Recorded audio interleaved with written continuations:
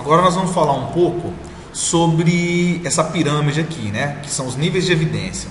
Então, quanto mais próximo, quanto mais alto estaria o estudo aqui, né, nessa pirâmide, mais alta seria o nível de evidência. Então, pode observar que a série de casos está aqui na base, né? Que são estudos que, que não é o ideal para eu tomar uma decisão clínica, né?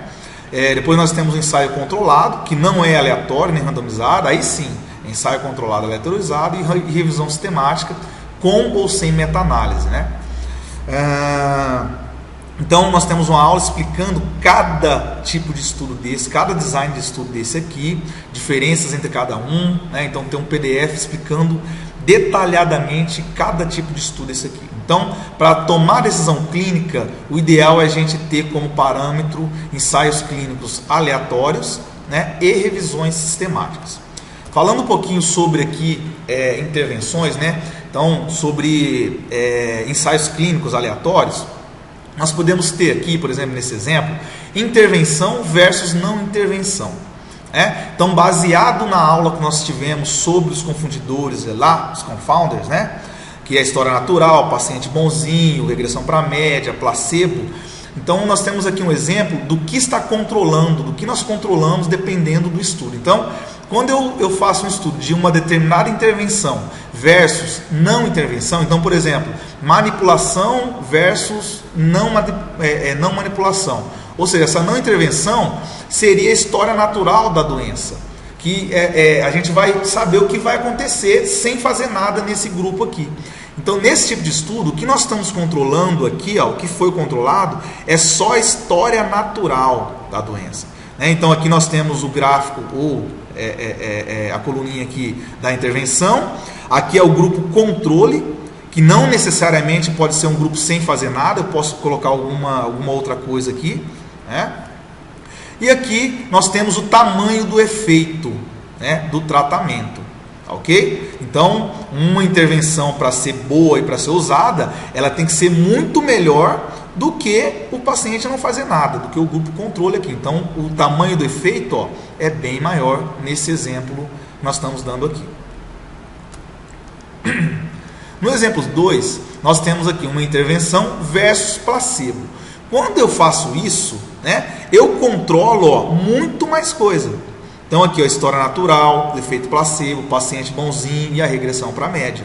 Ok? Observe que aqui nós temos o efeito da intervenção, aqui o efeito placebo, né, que junto com esses confounders aqui, com esses confundidores, podem melhorar em até 30% o paciente.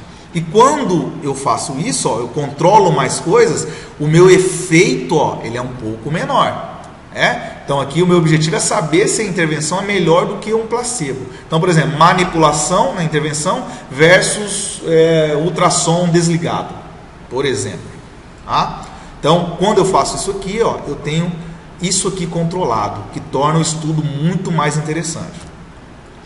E num outro exemplo aqui, nós temos intervenção versus outra intervenção. Por exemplo, meu estudo, né? Manipulação torácica versus manipulação lombar. Então aqui nós temos o efeito da intervenção A, aqui nós temos o efeito da intervenção B, né? E aqui nós temos o efeito do tratamento, né? Que por acaso, né, foi bem menor aqui, né? Foi bem menor. Por quê? Eu tenho muito mais itens aqui controlados, né? Então, a história natural está aqui, efeito placebo, paciente bonzinho, regressão para a média, e nós temos o viés de memorização.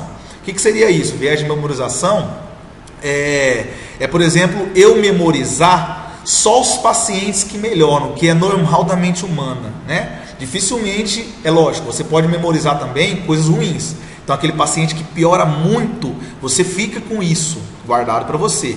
Mas, normalmente, a gente só memoriza aqueles efeitos muito grandes de tratamento. Então, você faz o tratamento, o cara, em uma sessão, ele sai de uma dor de 0 a 10, numa escala de 0 a 10, né? Ele sai de dor 9 e vai para 1, com uma única sessão. O que a gente faz? A gente memoriza isso, né? Então, quando a gente faz esse tipo de estudo, intervenção versus outra intervenção, nós